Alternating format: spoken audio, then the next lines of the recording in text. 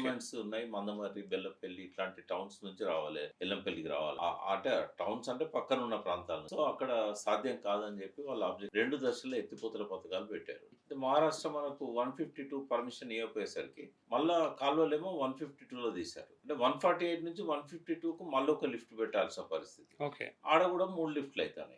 దానికి బదులు కింద మనకు 280 టీఎంసీలకు పైన అందుబాటులో ఉన్నాయి. ఉన్నాయి కాబట్టి అయితే రాజశేఖర్ ఉన్నప్పుడేమో కొత్త ఆయకట్టే ప్లాన్ చేశాడు. కేసీఆర్ గారు ఏమన్నారంటే ఇదివరకు ఆయకట్టు డెవలప్ అయింది. నిజాం సాగర్ కింద, సింగూర్ కింద, అదే విధంగా శ్రీరామ్ సాగర్ ప్రాజెక్ట్ కింద, upper Maner dam, Kakatiya canal కూడా సరిపోని నీళ్లు రావట్లేదు శ్రీరామ్ సాగర్. అంటే శ్రీరామ్ సాగర్ మొదటి దశ ఆయకట్టుకే సరిపోని నీళ్లు వస్తాయి. రెండో దశ ఆయకట్టుకు కావాలి.